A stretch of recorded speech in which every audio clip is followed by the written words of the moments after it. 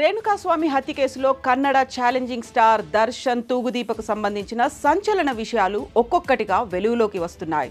తాజాగా దర్శన్ వినియోగించిన loafer shoes ని ఆయన భార్య విజయలక్ష్మి ఫ్లాట్ వద్ద గుర్తించారు. వీటినే హత్య సమయంలో అతడు వినియోగించాడు. వీటి రికవరీతో కేసులో కీలకమైన ఆధారాలను పోలీసులు దక్కించుకున్నట్టయింది. మర్డర్ తర్వాతి రోజు జూన్ 9 తెల్లవారుజామున రేణుకాస్వామి మృతదేహాన్ని పడేసి హోస్కెరహల్లిలోని భార్య విజయలక్ష్మి ఫ్లాట్కు దర్శన్ చేరుకున్నాడు. అక్కడి నుంచి మైసూర్ బయలుదేరే ముందు ఇంట్లో పూజలు చేశాడు. ఈ నేపథ్యంలో ఆమెకు కూడా పోలీసులు సమన్లు జారీ చేసి 5 గంటల పాటు విచారించారు. అంతేకాదు, దర్శన్ వాడిన షూస్ను ఎవరైనా కడిగారేమోనని అడిగి తెలుసుకున్నారు. ఈ మర్డర్ తర్వాత కొన్ని దుస్తులు, ఫుట్వేర్ను దర్శన్ కాస్ట్యూమ్ అసిస్టెంట్ రాజు తెచ్చి విజయలక్ష్మికి ఇచ్చినట్లు పోలీసుల విచారణలో తేలింది.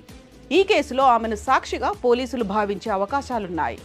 రేణుకాస్వామి హత్య కేసులో దర్శన్ ఫ్యాన్ క్లబ్లోని వారు కీలక పాత్ర పోషించడంతో ఇప్పుడు పోలీసుల కన్ను వారిపై పడింది. రాష్ట్ర వ్యాప్తంగా దర్శన్ ఫ్యాన్ క్లబ్ కార్యకలాపాలపై పోలీసులు దృష్టి సారించారు. వీరందరికీ దర్శన్తో పాటు అతడి దర్శక నిర్మాతల నుంచి పెద్ద ఎత్తున డబ్బు అందుతున్నట్లు గుర్తించారు. రేణుకాస్వామి జీవించి ఉండగానే నిందితులు నరకాన్ని చూపించారు. అతనితో బలవంతంగా మాంసాన్ని తినిపించడం, విద్యుత్ షాక్ కొట్టించడం, మర్మావయాలు పూర్తిగా దెబ్బతినేలా కొట్టి హింసించారు. ఆయన సెల్ ఫోనును నిందితులు ఓ మురుగు కాలువలో పడేశారు.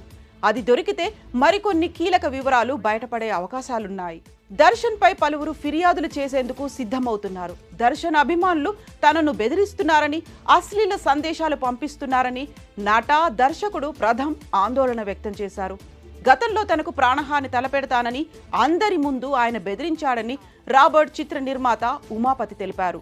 సామాజిక మాధ్యమాల్లో బెదిరింపులకు పాల్పడుతున్న దర్శన్ అభిమానులపైన కేసులు నమోదు చేసి విచారణ చేపడతామని పోలీసులు హెచ్చరిస్తున్నారు. రేణుకాస్వామి హత్య కేసులో ప్రత్యేక పబ్లిక్ ప్రాసిక్యూటర్ ప్రసన్న కుమార్ను మార్చాలని ఎటువంటి ఒత్తిళ్లు రాలేదని ముఖ్యమంత్రి సిద్ధరామయ్య అన్నారు. కొందరు ఉద్దేశపూర్వకంగా వదంతులు సృష్టిస్తున్నారని ఆరోపించారు. ఇప్పటి వరకు ఈ కేసులో 118 మంది సాక్షులను విచారించారు. మర్డర్ కేసులో తన పేరు నమోదు కాకుండా ప్రదూష్ అనే నిందితుడికి దర్శన్ ఇచ్చిన 30 లక్షల నగదును గిరినగర్లో పోలీసులు స్వాధీనం చేసుకున్నారు.